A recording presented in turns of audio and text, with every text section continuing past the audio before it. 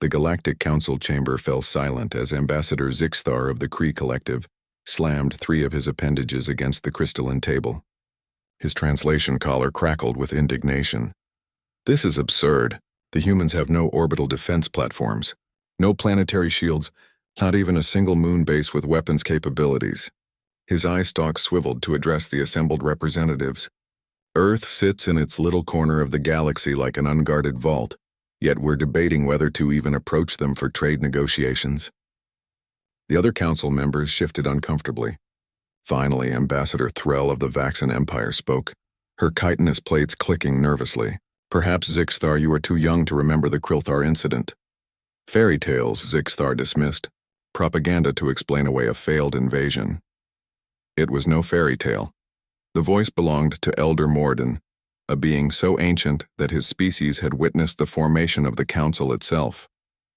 I was there. I watched. The room grew colder. Elder Morden rarely spoke. The Krilthar were apex predators, Morden continued, his holographic form flickering.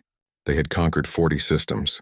When they discovered Earth, primitive, undefended, divided into warring factions, they saw easy prey. They sent a harvest fleet, 300 ships.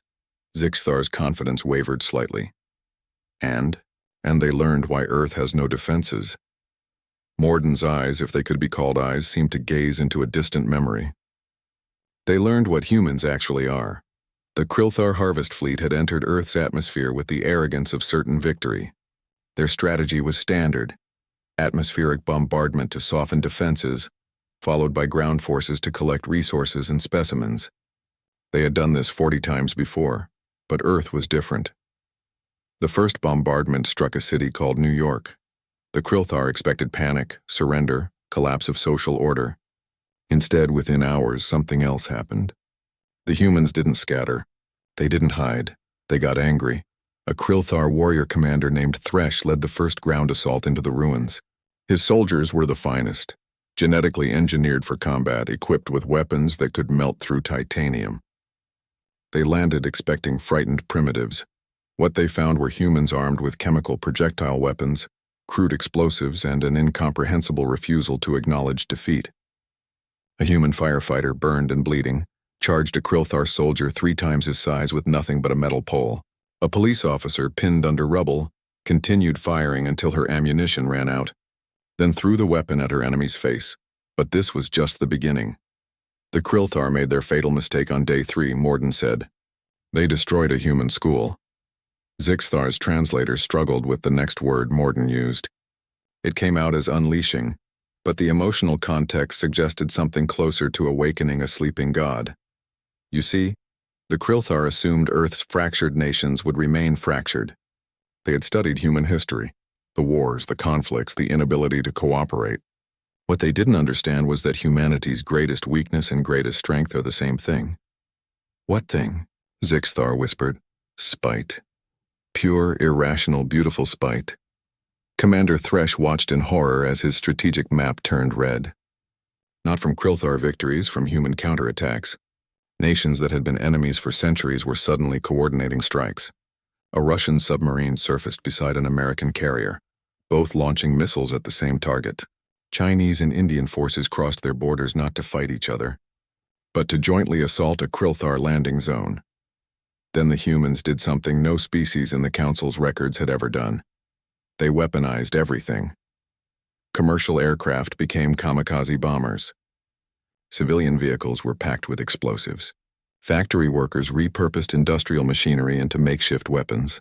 The Krilthar's advanced armor could withstand military-grade firepower, but nobody had prepared them for a fuel truck driven into their barracks at 90 miles per hour.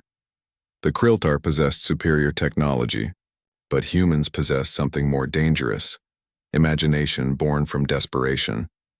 A human engineer in Mumbai realized that the Krilthar's energy shields operated on a specific frequency. Within 24 hours, every radio station in Asia was broadcasting on that frequency, creating enough interference to weaken the shields by 30%. It wasn't much, but it was enough. A teenager in Sao Paulo hacked into the Krilthar communications network using nothing but a laptop and spite. She couldn't understand their language, but she flooded their channels with Earth's most psychologically devastating weapon: pop music. Specifically, songs that got stuck in one's head. The Krilthar coordination collapsed as Commander screamed about the sonic torture. But the moment that broke. The Krilthar came in the Himalayas. A Krilthar battalion cornered a human village, Morden continued. 300 soldiers against 40 civilians. The humans had no weapons, no escape.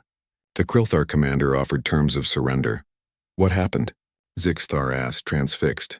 The village elder, a woman of 70 years, looked at the alien army and said, "You landed on the wrong planet, motherfucker." Then she triggered an avalanche. She killed herself? She killed everyone, Morden corrected.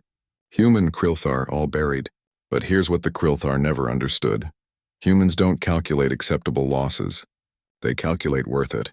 That grandmother decided taking 300 enemies with her was worth it, and humans across the planet agreed with her. By day 7, the Krilthar were retreating. By day 10, they were fleeing. Of 300 ships, 17 escaped Earth's atmosphere. Commander Thresh was not among the survivors. The last transmission from the Harvest Fleet contained 3 words in broken galactic standard. They don't stop. Earth has no orbital defenses because they don't need them, Elder Morden finished. Any species capable of reaching Earth already knows what happened to the Krilthar. It's the galaxy's most effective deterrent, a planet of deathworlders who treat their own extinction as an acceptable price for revenge. Zixthar's appendages hung limply. But they seem so friendly. They make art. They laugh. Yes, Morden agreed. Right up until you threaten them. Then you discover that humans domesticated wolves for companionship and split the atom for curiosity. They're friendly because nothing has recently reminded them what they're capable of. The ambassador sat back slowly. So we don't attack Earth. We don't even fly near Earth without permission, Threll corrected. And when trading with humans, we're very polite. Ambassador Zixthar looked at the planet displayed on the central hologram. Blue, beautiful, utterly undefended. Now he understood. Earth didn't need guards. Earth was the guard.